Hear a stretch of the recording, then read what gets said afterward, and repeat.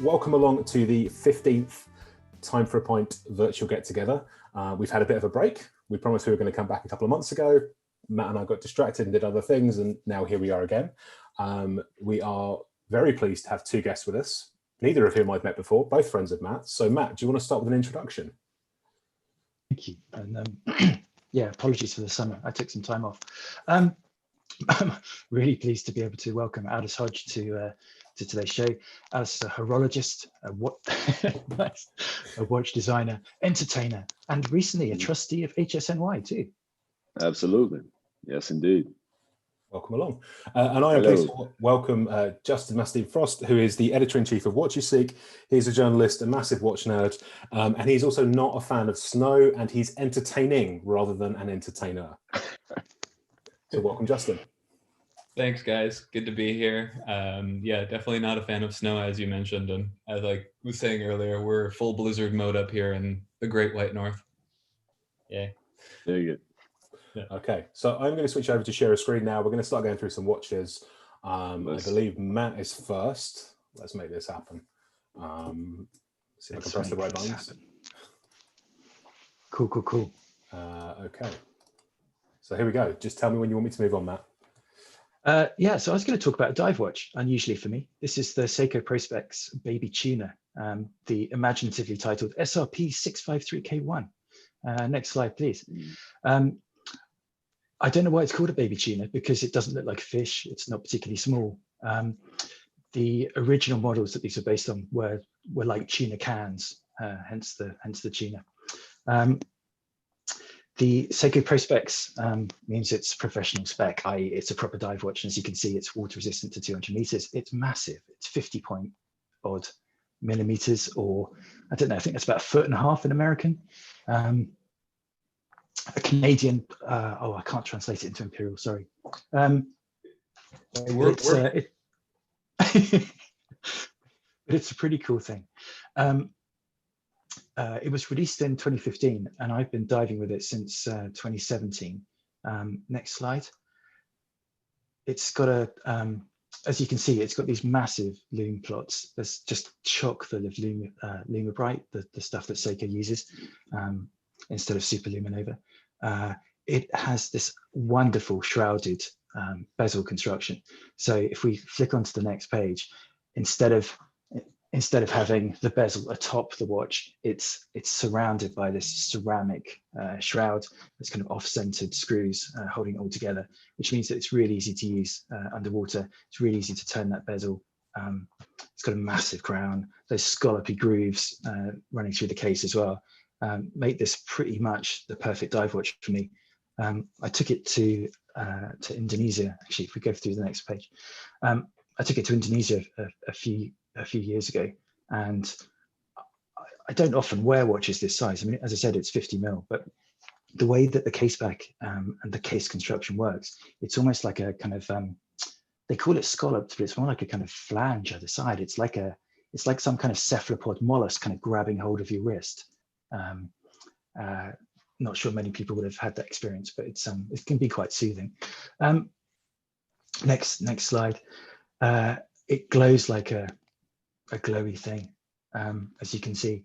And one of the bugbears I've got about dive watches, particularly when I use them underwater, is the interaction between that dial and the bezel. You can see, even in the dark, you can see that that sloping, they call it a rehaut, I think, or rehaut or reho, off the side of the dial, means you can really read. Thanks, Kathleen.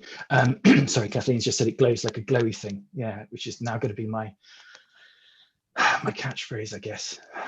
I don't know why I do these shows. I mean, I just embarrass myself the entire time. Anyway, moving swiftly on. Not the entire time, just a bit of it. I guess it's what this is for, though, isn't it? I mean, at a get together, we'd all be having some kind of drink or something and probably chatting and probably say some silly things. So yeah, I'm just kind of keeping that spirit alive. Yeah. Proved. So yeah, as I said, I've been diving with this for a few years. I do take it underwater. So the next slide actually shows someone, a human being with a dive watch underwater. So that's me and Heaton. I think there might be a couple more, but certainly me and Heaton diving. as you can see, it looks fine, even on the wrong wrist. This is on the right wrist because I have a massive dive computer on the left, and wearing them both together is insane. You end up with something kind of way up your arm. Anyway, since we're talking about dive watches, I thought I'd show you some other things I do when I'm underwater. So this was Halmahera. Halmahera is an island in the Moluccas. So basically, if you can imagine Kuala Lumpur, if you fly to Kuala Lumpur and then jump over to KL, sorry, from KL to Jakarta, if you go all the way to the end of Indonesia, there's an island called Sulawesi. The tip of that is Manado. Take a plane from there to Ternate, which is basically the first set of volcanoes you hit if you fly east. And then you take a boat to another island, and then you get to see these. This is a fairy lobster, Laurier saigayani, if I remember rightly, which is a kind of squat lobster. You may have eaten its relatives, but I thought it was rather cute. The next one shows one of the many species of blue-ringed octopus that you can get out there. These are just the cutest things. I don't know if you can see, but in the middle of that page, there's something that looks like legs. And that is because it was munching on a shrimp. So it just caught a shrimp and was chewing its way through its carapace. And it's got the legs kind of sticking out its mouth, which I thought was quite cute. There are many species of blue-ringed octopus, and I don't know which one this is. They're still actually being defined. And then finally, and this one people might remember, do you remember a lady called Loretta Bobbit a few years back, quite a few years back? She had a run-in with her husband and some scissors. This is a worm called a Bobbit Worm, named after Loretta. Those are its jaws. It's a few inches long. It's about 1.5 inches wide, and those jaws snap shut when a fish or whatever swims over the top of it. It's probably the most frightening thing I've ever seen underwater. But anyway, all good, clean fun. I don't mean to interrupt, but that's absolutely terrifying. So there we are. There we are. My little horological show and tell for today. The Seiko Prospex. Yeah, man. Tuna. This is the watch you tried to talk me into taking diving, and I ignored you and went and bought a CWC. That's true. You're an idiot. I mean, I am an idiot, but I don't feel like I made a bad choice because I have smashed that CWC into a ladder, a boat, a wall, some rocks, the seafloor, dive tanks, another boat. I dropped it in a car park. And I feel really bad about having done that to your watch, but I feel okay about having done it to mine. Yeah. Well, as you can see, this is ceramic. It's got some small scratches on it, but it's pretty tough. And again, you can hammer nails it with it. It's quite cool. Yeah. Good. Nice. On the plus side, we've got no questions, no answers to give Raffle. And the chat is just, people are just, they're enjoying the octopus. I was gonna say, like, this is one of those watches that's a great case study in how people need to ignore case diameter when it comes to sizing. Like, so many times, like, oh, I can't wear anything bigger than a 44 or a 40 or whatever. Like the lugless design of these, I've tried one on a number of occasions, and it's actually one of the few dive watches that I would still like to grab at one point, even though I have too many dive watches already. But like, the idea of, if you just see it on paper, like, oh, 50, there's no way that could possibly fit. It's like, no, it hugs just perfectly. Exactly. Right. Yeah. And this is the small one, right? They make a bigger neoprene. version. They make one that's There about is this a big, bigger right? version, but yeah. But if you're wearing neoprene, which most of us wear, day in, day out, often. There's one question from. Sorry, there's one question from Lee, asking about how difficult it is to turn the bezel if there's no overhang. That's a really good question. As you can see, the shroud is cut out between kind of 6 and 9 on one side and 3 and 12 on the other. And it sits pretty proud, so it's really easy to turn. I don't wear gloves. I'm a warm water diver. You wouldn't catch me in the North Sea. So it's perfect. Yeah, it works really well. How's the visibility underwater? Halmahera was pretty good. It was up to about 100 feet. Nice. But it all depends on the currents and the conditions. For example, there was one time I went to look for whale sharks, and the only reason the whale sharks are there is because they're feeding on plankton. In which case, you're basically diving in soup, but that's the soup that they are eating. So at least you get to see whale sharks. So sometimes it's not as much about visibility as just seeing cool shit. Yeah, I noticed the big flex on that one. Yeah. You know, visibility is cool. So back in the day when I was hunting for whale sharks, You off the know, coast of, you know, Djibouti, off the Zanzibar. coast of Djibouti, with Jacques Cousteau. This is the beginning of Like the that's next, something Wes we Anderson just film. do every day. like, I just love how it took like 2 minutes to get to the actual destination where that weird furry crab was from. So you fly from here to here to a boat, like, and then you take a glider. 48 hours. Meanwhile, I'm in New York, like, so if you take the G train to the F, right? And then you get off on this stop just to get to the little ramen spot, you might see they got a fish tank where you can see some stuff. You just put your wrist in there and it dives in the fish tank, you know, and that's how I get my diving experience. But all this, it's almost equally as complicated as going from like East Harlem to the like financial district, basically. Like this is true. Connections. This is true. This is true. You know what? You're absolutely right. Yes. Mm-hmm. Awesome. I'll give you that. Good.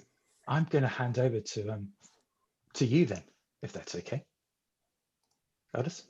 Well, look, I'm just going to let you know right now, my storytelling is not going to be nearly as poetic or interesting as yours. So to the audience, I apologize in advance for letting you down. Let's go. So up here we have the wonderful, legendary Irvin Jurgensen reference 2. Now, this is, for me, a very important special watch. For many of those who know me, I started off as a watch designer that then started my own company to become a full-fledged horologist. And I say I don't buy watches, I buy the watchmaker, because that's how I learn and that's what teaches me. So with this one, I'm a huge fan of Derek Pratt. You know, I'm not sure if Derek Pratt has gotten the recognition that he deserves. You know, he and Peter Baumberger, Peter, I think, acquired the name of Irvin Jurgensen back in the 70s. I think it was like 75, something like that. And then actually finished, I think it was actually 79, and then acquired the company back in 85, right? So Peter brought Derek in. The mission really was to create these complicated pieces for high-end collectors. So Derek came in there, went to work, and they basically reshaped the brand and to what we know it to be today, right? So for this particular piece, I was in Sydney, Australia. I was sitting with a group of collectors and friends, and one of whom was actually named Sydney, in Sydney, and he had a reference 2 on. It blew my mind. When I saw it, he had this beautiful reference 2 with a gorgeous tropicalized dial, and he told me that this was actually a special watch for him because it was a dial that Derek actually worked on. So when I saw it, I was like, are you kidding me? I mean, look, it's a wonderfully composed movement composition as well as a wonderfully composed dial. I believe, you know, for me, it's clean, easy, you know, with all the complications that you have going on. You have a fantastic case. You have claw lugs. You have a case that has sort of a play on a waterfall bevel. This comes in at about 38 millimeters, which for me, I'm not a big guy, but 38, I feel is a little tiny. When I put it on my wrist, as you can see here, it doesn't wear small. It's got presence, it's got big body. It's multifaceted when it comes to the different guilloche design patterns. I believe there's, let me count 3. 1, 2, 3. Yes, we have 3.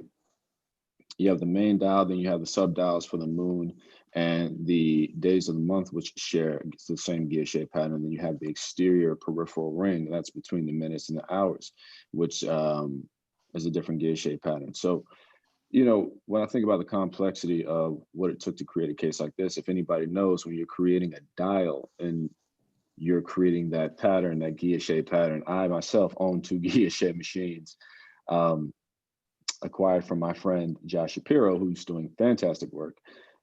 You can sit there and work on a dial for like a week And the moment you mess up one thing, the dial is done. It's gone. You have now ruined hours and hours of work off of one scratch. So when I see, an engine turned dial like this, it allows me to learn and also appreciate and respect the difficulty of what goes into developing a dial, of a dial of this superiority. Beautiful chapter rings, beautiful hours and minutes, wonderfully polished. We have just, I think, a really complete composite design here. Very classy, very, very elegant, and one of the smartest things and the most, one of the biggest accomplishments when I think about the design is that it's timeless. This is something that's going to stand the test of time today, tomorrow, 100 years from now. And I think it's most successful in carrying the legacy of Derek Pratt and then also Peter Baumgartner and Evan Jurgensen. So this was definitely a grail watch for me. Again, I don't count myself as a collector. I'm not nearly cool enough or seasoned enough to join the club. But can we just pause on the word cool there, Aldis? Wrong word, man.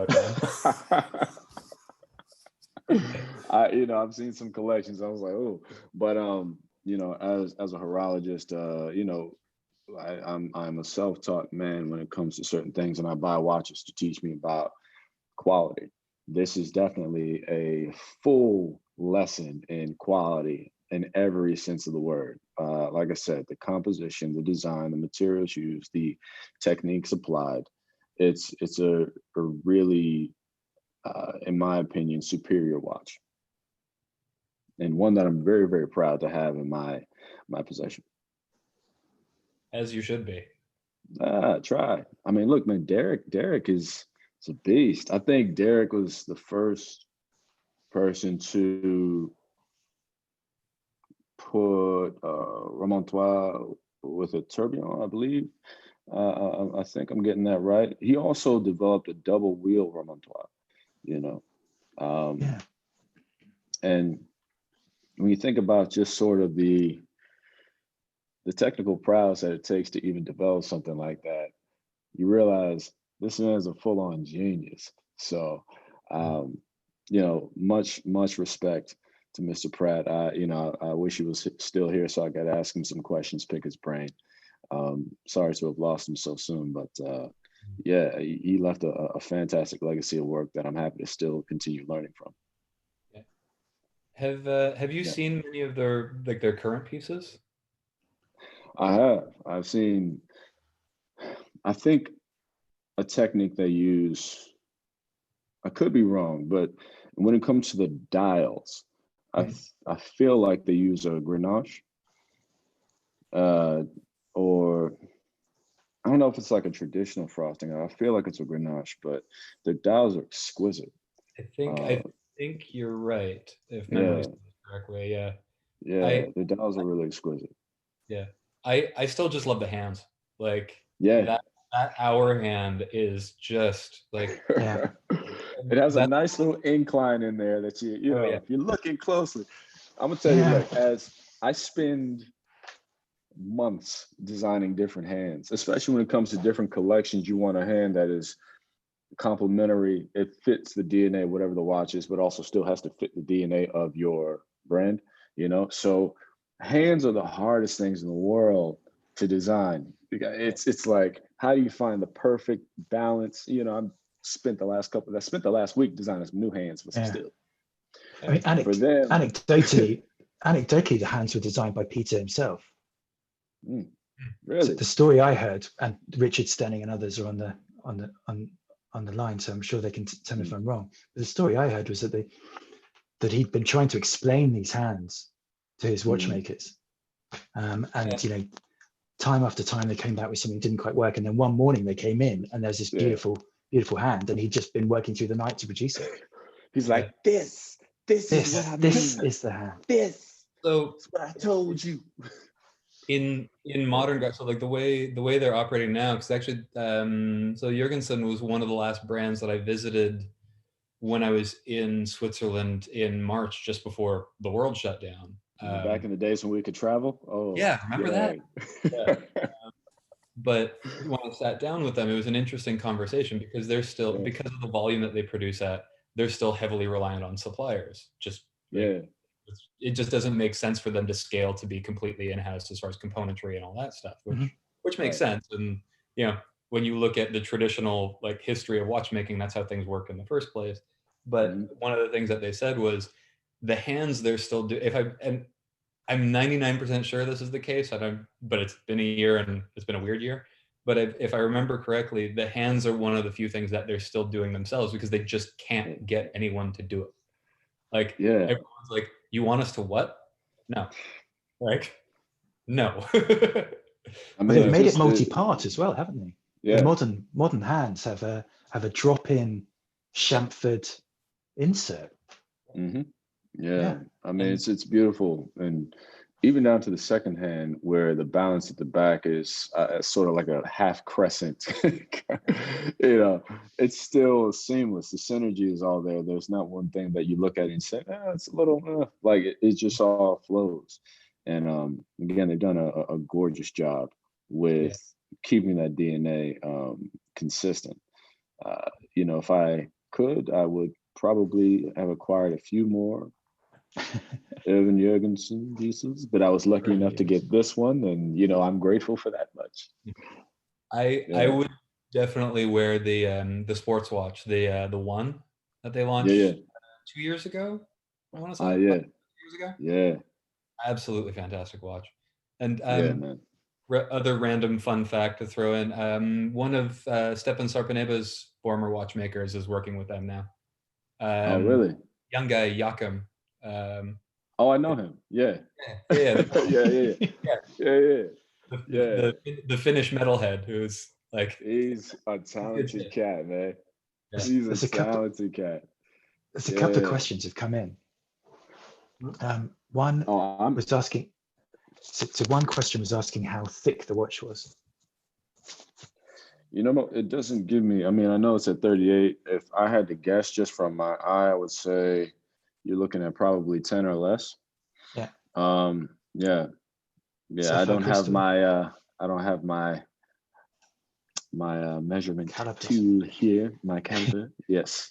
No, most of my. And Richard Stenning.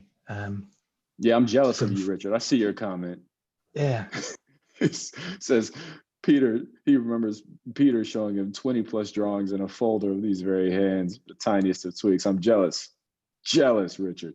But yeah, that's what it takes. It's like literally, I mean, I'm sitting right here with, this is my Bible. All this.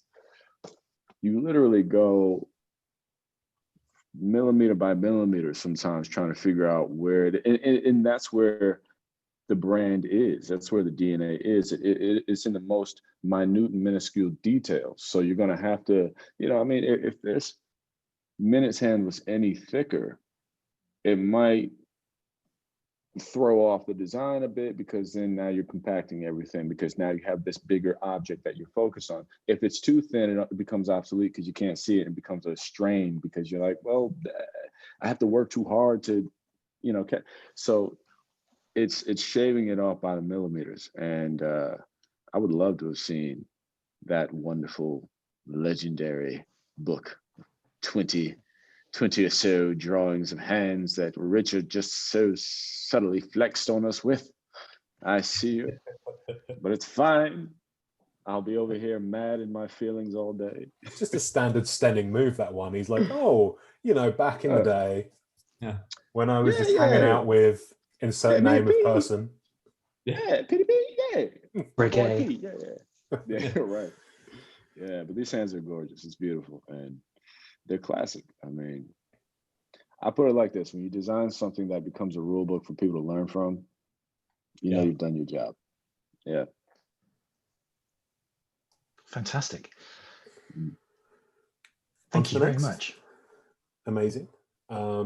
Just for anybody watching at home who's wondering about these pictures, some of them I have stolen from Sotheby's, hence the credit to Sotheby's. Some I've stolen from Kari when he came in and just casually dropped with, oh, I've got a prototype.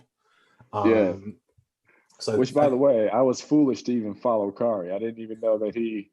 I was like, I'm bringing this, and you're like, yeah, Kari did it. I was like, you can't, like, Kari's the man. I'm not even going to try to attempt to say what he hasn't already said. That Kari's the guy. Plus, he's the one knocking out the work. I think right now it's Kari and Jean-Francois Mojon.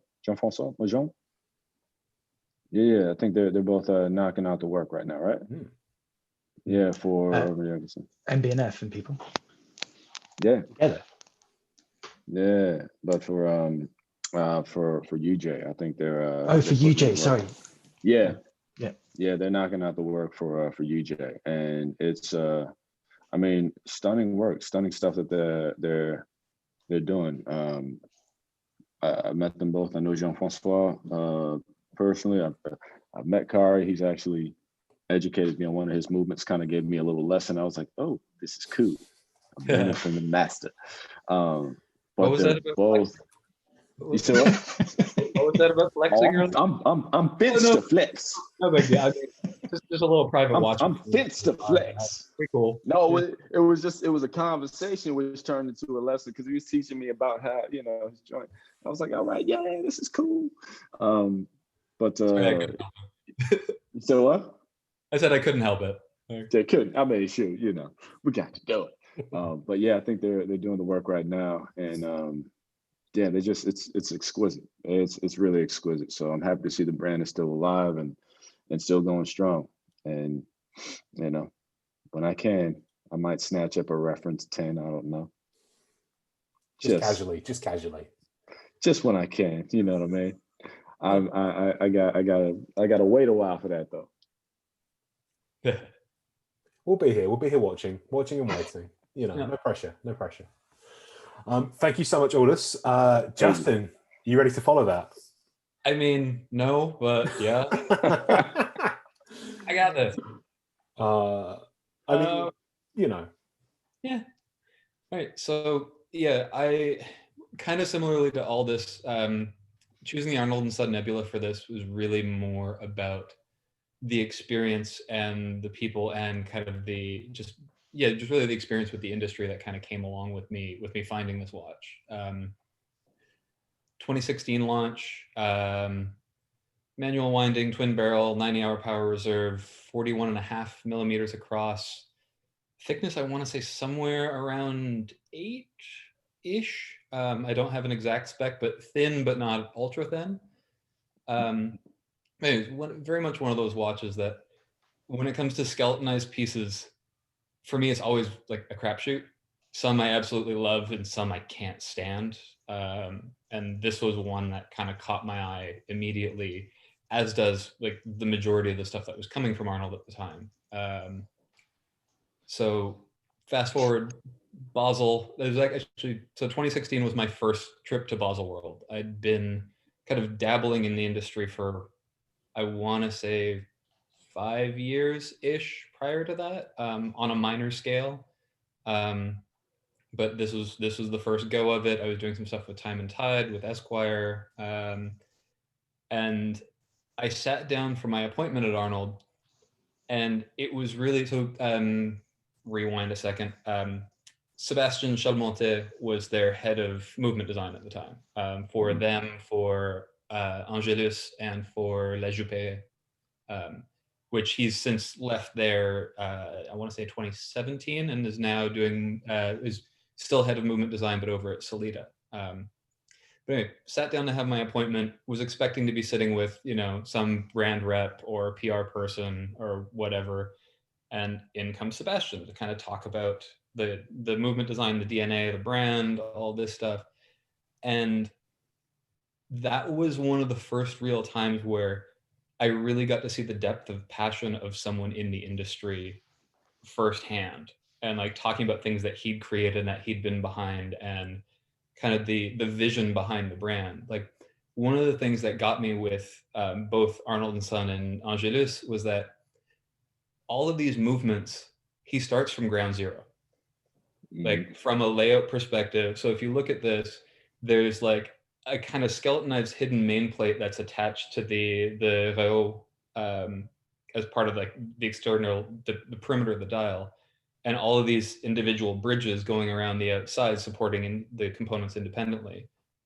You'll see elements of that in some of the other pieces, like his constant force, for example, has the similar kind of bridges for the two barrels, but otherwise the layout is completely different.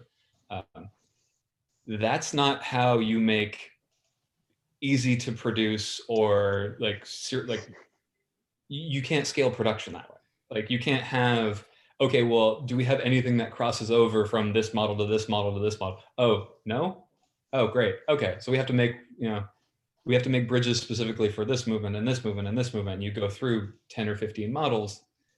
It's, from a financial standpoint, it's a nightmare, but from a watchmaking standpoint, it's fantastic. And like the Nebula, like this is their entry piece, which so retails like 13.5, 13.1, somewhere around there. So like not cheap, but in the scale of what they do is like basically the first step in the door. And so there's some anglage, there's some nicer detail work, but of course there's a lot of machine work, because what you're paying for is the architecture and the overall structure. Anyway, sorry, rambling a bit. That's what I do. But yeah, so that conversation with Sebastian, though, like I was already sold on the watch to a degree, and like, okay, this is one of the coolest things that I've seen through this show. But like, Sebastian's one of those guys that I'm still in touch with now. Like, the man has one of the coolest collections of vintage chronographs that I've ever heard of, which has been toured around in like Zurich and a few other places. Here's someone who came from a legal background and was just obsessed with watches, and just found that level of passion that went, you know what, I'm done being a lawyer. I want to get into movement design. And the more of the story that I heard between like his experience and his vision for the brand, it immediately became okay, I need to own one of these.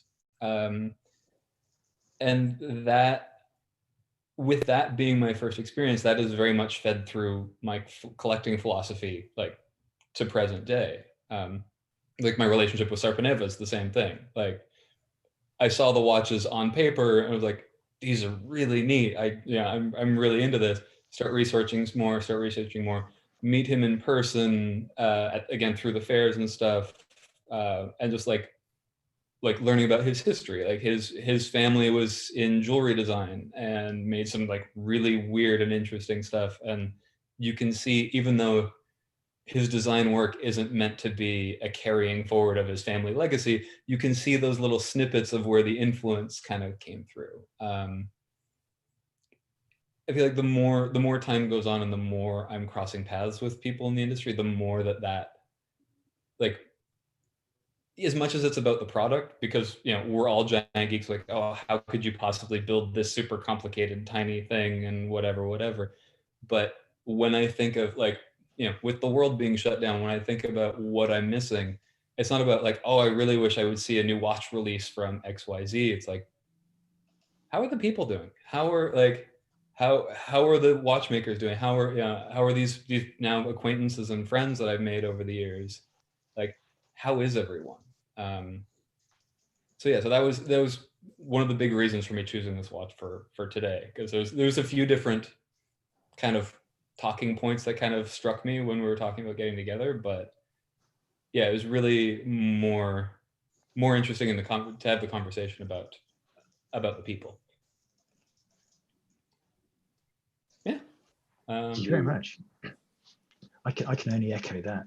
I mean, Sebastian's been so kind to me. I was writing a piece on jumping seconds, and so he taught me through the dial side true beat, which I think is a remarkable thing. A bit like this, taking the movement and kind of turning upside down, but putting that huge jumping second mechanism right front and center on that dial. It's just such a cool thing to do, and makes it so simple to understand as well.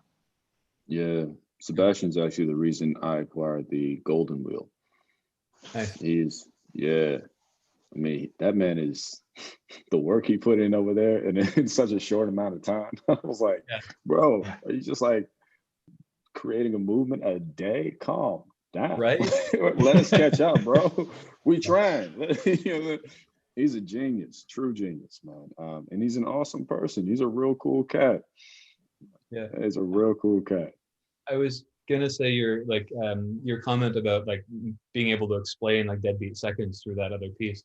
When I'm hanging out with friends, like if I'm at home, if I have friends that we're talking about watchmaking, this is always the watch that I go to. It's like, if I can try my best to explain how a mechanical movement works, and I still fail at that miserably every possible time. But like, okay, so there's this here, and then this here, and then this connects to this, and this goes around this way, and this like, but you can see a lot more at least through this one. I've been trying to figure out how to explain movements to people for like the last, I don't know, 10 years. I still haven't got it mastered. There's a moment where you can see the lights go out and they're just like, oh, I don't know what you're saying. It's like, it's pretty. It's pretty. It's pretty. That's it. Like, I mean, we're all magpies at the end of the day, right? Like, ooh, look, shiny. Yeah, man. I'm surprised that they got that much big bang in that watch in such a thin case. Yeah. I mean, geez. You said just around, you know, what, between 8 and 9. That's incredible, man. It's definitely under 10. I want to say it's somewhere around 8, like low 8. Kathleen says 8.73, and she's always right. What's up, Kathleen? Kathleen McGivney. She is the GOAT. Fair. She's awesome. Yeah, but no, this is a beautiful piece, really, really beautiful piece. And this is kind of one of those pieces where I think that if you have no general appreciation or for the idea of movements or movement architecture when it comes to horology, this is a piece you can show somebody and they'll be like, oh, I get it. This is what you're so excited about. Yes, this is why. Yeah. You know, this is what we do. I mean, as you said, it's remarkable what this brand has done, particularly in the last 6 to 8 years, I guess. Yeah. I may not be a big fan of the name. I kind of wish they'd had a different name, but as a movement design kind of factory, it's been incredible.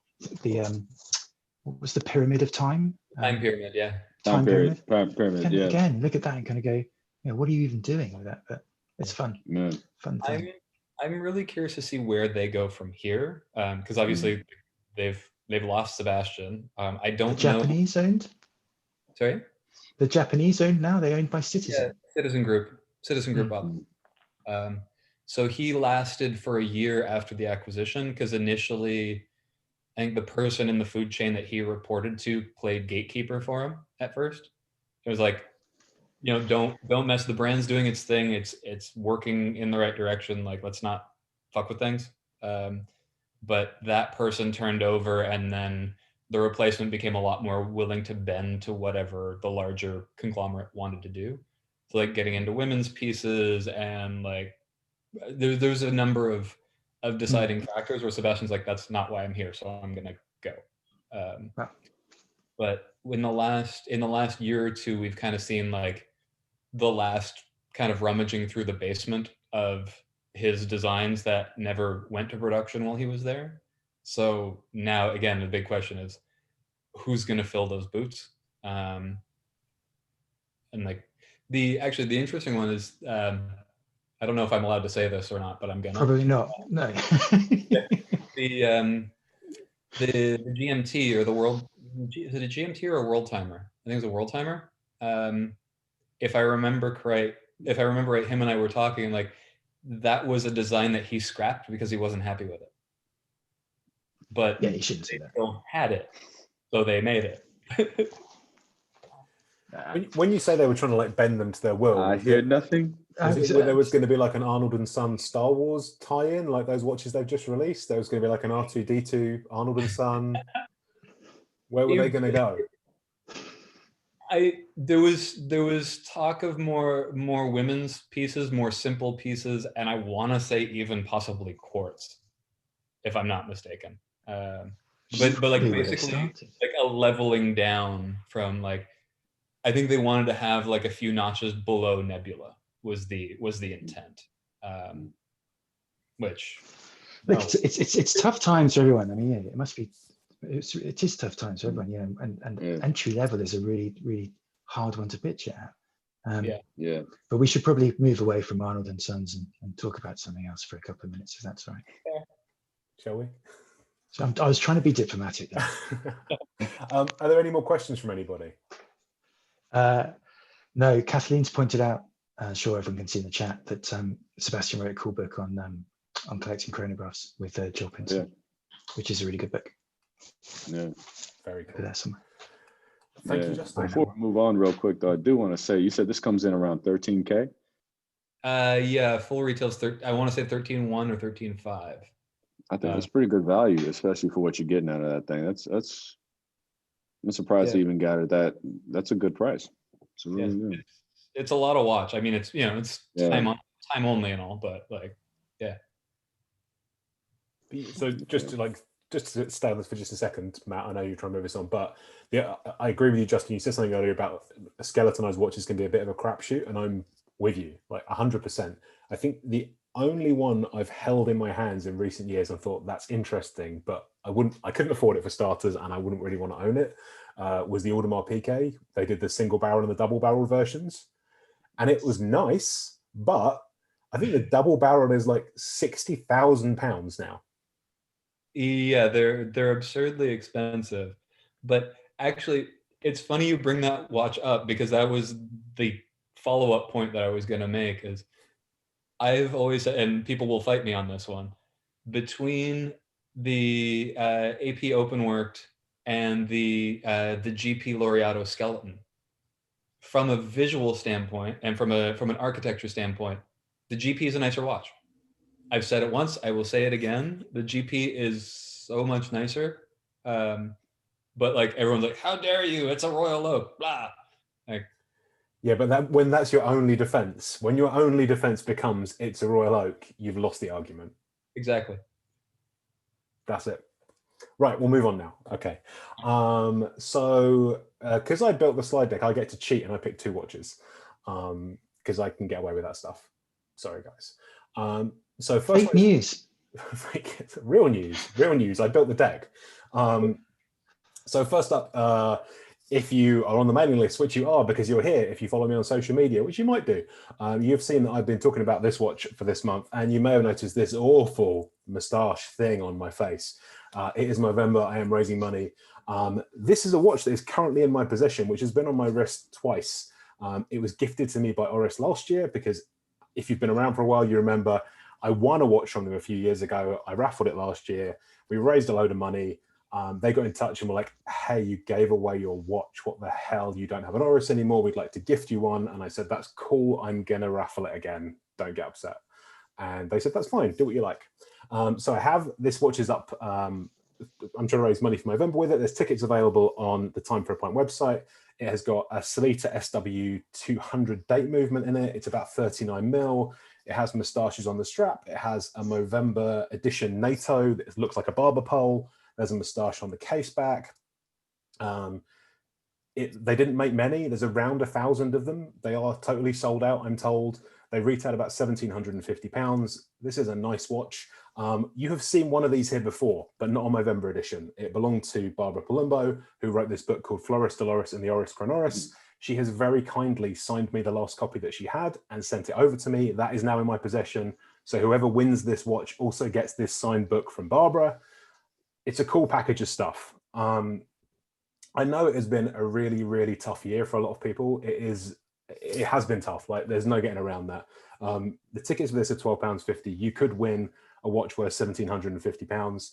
The reason that I do this every year and grow these stupid moustaches, I think the causes Movember support are really important. Their core mission is to stop men dying too young. 3 of the biggest killers of men are testicular cancer, prostate cancer, and men taking their own lives. Male suicides account for 75% of those that happen. Suicide is the biggest killer of men aged under 45.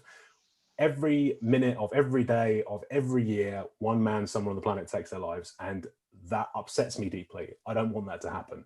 So I want to support their work they do. I'd love it if you could support them too. You could win this watch. It's pretty cool, but you will help Movember to stop men dying too young. That is the link where you can go and get your ticket. You've got to be in it to win it. We're drawing the raffle at the end of the day on 30th of November. The money has been going to Movember as we've been speaking. There is a podcast where I interviewed 3 of their ambassadors, a guy called Bobby who recovered from double testicular cancer and tells a very entertaining story about having an accident with his bicycle and landing on his testicles. It's hilarious, trust me. A chat with a guy called Elvin who had prostate cancer. I edited that one heavily because he started talking about his sex life and it got a bit awkward. So there's a cutback version. You can listen to that. And a chat with a guy called James, who is a barber who's really nice, who struggled with his mental health after losing a couple of family members. And he talks about the reality of facing up to how you feel and talking to the people around you and how important that is. So please go give the podcast a listen. If you're in a position to, please buy a raffle ticket. More important than any of that, though, the thing that you can all do for me that will cost you nothing other than a bit of your time is reach out to the people around you and just ask them how they are and check how they're doing and check they're okay. Someone you maybe see every day, they may not tell you exactly how they feel. Social media can be really skewing and make things look really rosy and really nice, and they're not always. But also people you haven't seen or heard from for a while. We've all been really isolated this year. So just reach out to the people around you. Do me that favor. Check in on the guys around you. That's it. Me off soapbox. Thank you very much. Thank you for coming to my TED Talk. And now on to one more watch from me. I'm going to breathe now. So, great big title for a great big watch. The Omega Constellation Megaquartz Marine Chronometer, which has got an even longer title. It's got 2,400 in there somewhere, or 2.4 hertz. I have been looking for one of these for a really long time. And unfortunately, they kept hitting two things that were like points I couldn't get past. They were either insanely expensive or they were destroyed. Having bought watches that are badly broken in the past, I know that sometimes you can bring them back and sometimes you can't. These have got a very complicated 3-part mechanical quartz movement inside, where if it's broken, you replace all 3 of the modules and it costs you around about twice the cost of the watch itself. So that wasn't really a route. This little gold bezel that's around the outside on this, the 1516 version, is integrated into the steel. So if someone's been hacking away at the gold, you can't fix that. So you've got to try and buy the best one that you can. So this arrived with me this week. It came from Germany. It has the original Besicon certificates in this really nasty 1970s plastic lizard skin folder thing. It's handwritten. It's pretty cool. I'm just super excited to have this. It's not been off my wrist all week. It's pretty chunky.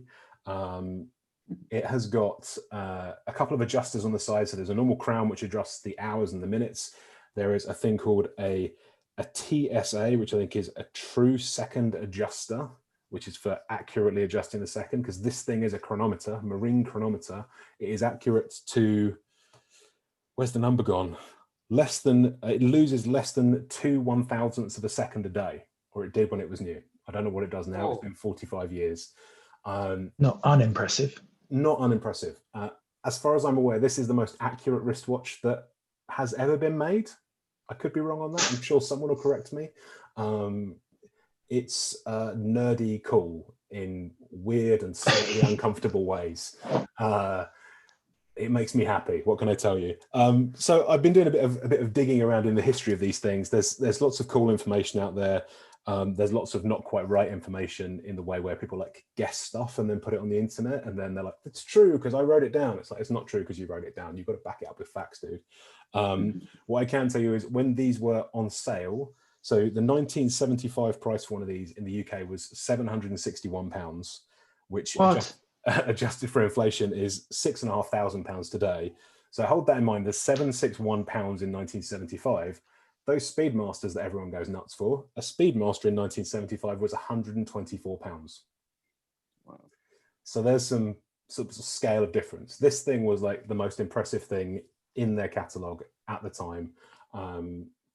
This was like before the quartz crisis destroyed Switzerland. This is when the Swiss were getting involved and were like, we're going to make the best one. We're going to take you all down. And unfortunately, that didn't happen.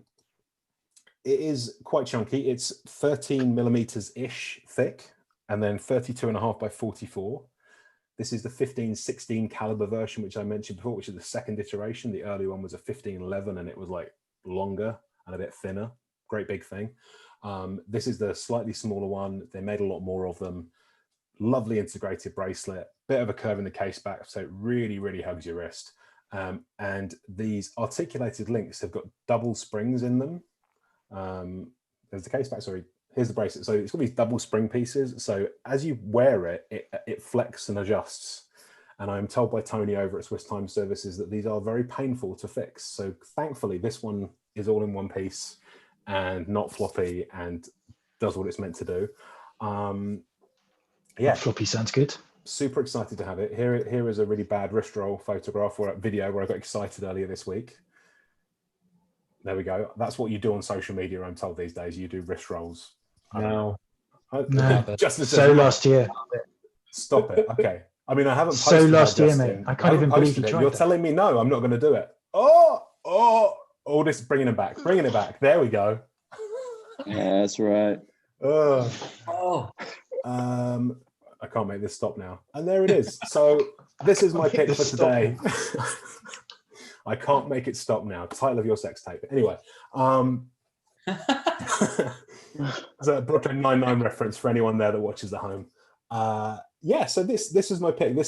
I've wanted one of these for a really, really long time. And as I say, there are a lot of bad ones out there. I posted a picture and many other people seem to have wanted one of these watches, but have the same fears that I do. There's not many people that can fix them. You can go to Swiss Time Services out in Essex. You can go to Omega in Switzerland, and that is it. And there is a limited amount of parts left. So there are pictures of Cousteau wearing one of these or something similar. One of these. So Cousteau wore one, and the French sailor Eric Tabarly wore one as well. And there's, depending on what kind of image you want of this watch, you've got Cousteau looking cool, red hat on, fully clothed. You've got Tabarly in like a tiny thonged Speedo halfway up a sailing mast. So, wait, his Speedo was halfway up a sailing mast? Exactly. I'm here for both of those things. I'm about to say, just point me at the link. I nearly included those pictures and I was just like, I don't know, no. I still don't get it, but they're not water resistant, are they? Well, I mean, it's not now. I don't know. I don't know if it was meant to be. I've got no idea. It's got, the gasket in the case back is pretty thick. There is a gasket in the crown. There's a gasket for that TSA thing. I think it's a mineral glass in this, and there is a part number for another gasket. You wouldn't have all those gaskets and not have any water resistance. There's going to be a bit. But Cousteau didn't wear it underwater, is what I'm saying. I mean, I think he would have sunk if he did. So probably not. Cool. Yeah, I mean, yeah, I've not seen them with water damage. So then either they've not been worn and no one's ever got any one of these near water, or they have some form of water resistance. Okay, so Torsten in the audience has said they were never waterproof because of those screws. They could never be properly waterproof. So this one, these screws are superficial on this model, as far as I presume the back, though. Oh, I don't know. I mean, the X33 I've got screws in the back. That's water resistant. It's got holes in the back as well. It's got a hollow case back. Cavity case back for the alarm. Yeah. I don't know. All like a hollow case back. I don't know. At some point, I'm not going to open this thing. When the battery dies, it's going to Tony. He can deal with it. I'll ask him if it can be made water resistant. So you said it had a pusher. Presumably that's like a quick correct, so you can set the hour hand forward, is it? It's for the second hand, so you can adjust it so it's accurate to the second. So yeah, it's so you can. I think the ideal is you have the Marine Chronometer deck clock that they also made for the French Navy. And you sync the two of them together. You sync the two of them together. I think that's the idea. I haven't quite slid into that level of madness yet, but there's the whole winter to get through. So who knows? Yeah, good luck with that. Yeah, thanks. Interesting to see like stuff like this kind of starting to cycle through more in collecting communities, like the early quartz stuff and like a lot of the weird 80s and even 90s stuff starting to surface. You actually reminded me posting this. I picked up this weird tiny, I want to say it's like second generation GP quartz a couple of years ago, like back corner of a thrift shop thinking, I wonder what I could do with this. And I've since been in touch with the archivist at GP and like, yeah, if you can find a donor which had the following movement, you might get something running again. But like, when those had issues, they were basically dumping that movement for the update that they made. It's like, it's a dangerous spiral to go down of like, can I ever fix this? Yeah, I mean, I quite quickly slide into with the 80s stuff. Like, would this have been worn in Miami Vice? That's my level. Yeah. It's like, would Dodge Johnson have worn this on his wrist, or would one of the bad guys? Either way, I'm fine with Which that. reminds me, Aldis, what are you wearing in City on a Hill? That kind of square gold thing. What's that? It's a Cartier tank. It's really cool. I wasn't sure. Yeah. I guess I shouldn't be surprised that you caught that, but I'm surprised. It looks nice though. Yeah, thank you. Yeah, they I Did they choose that? No, I did. I mean, whenever it comes to me wearing a watch in any project, you know, I'm very, very particular about certain things. And sometimes they don't understand. They're like, hey, wear this is this. I said, guys, I'm a watchmaker. Like, there's a whole community that will rip me to shreds if I do this or that. Like, nah. Daniel Wellington for us. Yeah. I'm not hating. I'm just saying, like, you know, we got to be specific. But yeah, I usually get my my way when it comes to wearing a watch, which I'm happy about. So for that one, it was appropriate for the time frame. We're shooting, you know, we're in the 90s, early 90s. It's really hard to find interesting compositions in the 90s that would fit my particular character, my particular character's budget, you know? Then also, I mean, I have a lot of associates I would like to have supported, but I'm like, you guys started your company back in 2001 and 1996, and I can't, it just doesn't, you know. That's okay. We get anachronistic watch references in all the shows now. Wasn't it the Haunting of Blythe House, whatever, has the Richard Mille shop in it? That was set in the 80s, so. Yeah. Who knows? I mean, I haven't seen that's, you're talking about the new, that's the new season, right? From the Haunting of Hill House, and that's Blythe something. Yeah. So one of the guys in that show is Oliver. That's Ollie Jackson, and we did Invisible Man together. And then I remember reaching out to Hajime for Chrono to wear in that film. And he graciously gave me 2 different models to wear. So I was really happy about that because I could wear something interesting and something, you know, really cool. Also, again, making it appropriate with the character. But Hajime and the Chrono team, you know, they were great about that. And I really appreciate that. They were like, yeah, sure, here, take this, wear. I'm like, all right, good, you know. But anytime I get a chance to big up my people, I mean, until I get done with my prototype, which we're lined up for, I believe, like next year. You said what? It's coming soon, is it? Hopefully. I mean, I don't ever like to put dates on anything, but right now we are getting a few things done with R&D, and I should have a prototype by, I would say, Q2 or Q3 of next year. Wow, cool. So yeah, look forward to it. Yeah, when that happens, you'll be seeing me wearing a lot of I'll see you in Dubai then. Bro, we were in Dubai this time last year. That's what I'm saying. They're doing Dubai 2021, so probably the next time I'll see you with the prototype. Fingers crossed. Next time you see me, I'll be showing you that prototype. Yeah. Nice. I can show you right now on Instagram. But let's just show us here. I mean, look, no one's watching. There's no one watching. It's a safe environment. There's no one. Don't worry about it. Yeah, but no, man, I love being able to support a lot of different brands. A lot of fantastic, you know, independent brands, and you know, the guys that are doing really fantastic work that maybe not a lot of people are super aware of. You know, that to me is one of the biggest joys of being a horologist, because you get to show people the love that brought you to the table. And that's the thing that I enjoy, when the light switches on and they're like, oh, I didn't know you could do this and this, and this is cool. You're like, yeah, it's really, trust me, get into it. It's awesome. Just, yes, I'm a nerd, but nerds rule the world. Just get into it, you know? So yeah. Sorry to your bank account, but yes. Hey, look, I tell people all the time, you don't know what you can afford till you can afford it. I mean, I never thought I'd be able to afford some of the pieces I have, and that's just because the drive and the motivation to build is what pushed me into the world, and eventually you build your world around you. So, you know, nothing's too outside your reach. And, you know, you might have to like take it up with your wife or something like that when the kids' college fund is on your wrist. Don't worry about it though. It's an investment. Don't worry about that. It's cool. I don't need this house. I could live in a tent. Exactly. Yeah. But you can't live without this. Yeah. Me, the cat, the No. wife in a tent. Yeah. You said what? Cool. I was going to say, a long time ago when I used to mess around with tuning cars, the saying was, you can't race a house. So, but you can sleep in a car. So this is true. Look, man, I got an old classic that I stopped working on because I took all that money was my R&D money.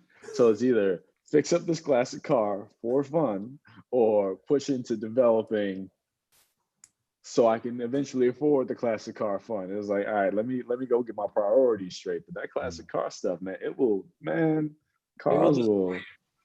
In the one most wonderful way, but it will destroy. Yeah. So if anyone out there has any, you know, mechanic services that they would like to render for free, get at your boy. I'm here. You can find me on Instagram. Aldis, I think I tend to operate under that tag of will work for watches, and I am an ex-auto mechanic, so. Bro, if you can get, look, I got a 67 fastback. If you can get that thing nice, yeah, man, let's get at it. I mean, how many prototypes are you making? Oh, that's a trick question. See, I can't say on here. I cannot say. It's a trap. It is a trap. Yeah. But I'm making enough. Someone said, Jonathan said, follow George Daniels. Bro, I know all about George Daniels. Look, the first book I ever got into was George Daniels Watchmaking. That's the Bible. If anybody wants, I just actually suggested that book yesterday to someone who wanted to understand the basics and getting a little bit deeper into the mechanics and fabrication of watches. George Daniels is like the godfather of our generation when it comes to horology. So if you're in this game and you don't know George Daniels, what are you doing? There. But thank you, John. Cool. There we are. Aldis has a hard stop, so we're getting very close to that. And I'm although I'd happily keep you here all day, I know you have places to go. But I think we should probably start wrapping this up. Big thanks to firstly to my co-host Matt, thank you so much, and then to Aldis and to Justin, thank you so much for coming along and being nerdy with us for an hour. It's hugely appreciated. Thank you. Thanks to everyone at home who came along, asked questions, and listened to us be nerdy and joined in with the nerdiness. It wouldn't be the same without you. It would just be the four of us kind of rambling on forever. We're going to do 3 more of these this year. So make sure you keep an eye out for the emails. We have got some really good guests lined up, some more really good guests lined up. There'll be, I mean, you guys today were okay. No, honestly. Yeah, so we're going to do we're going to do 3 more of these in the run up to Christmas. We're going to have a little bit of a break. I would imagine we're going to carry on next year because I don't think we're going to be going back to the pub anytime soon, sadly. As soon as we can, I'm going to make those meets happen as well, and we will all drink beer together and talk nonsense in person, just like this, but same room. Until then, thanks everyone for coming. Look after yourselves, look after each other. We'll see you soon. There you go. Thanks, guys. Thanks, everybody. Peace.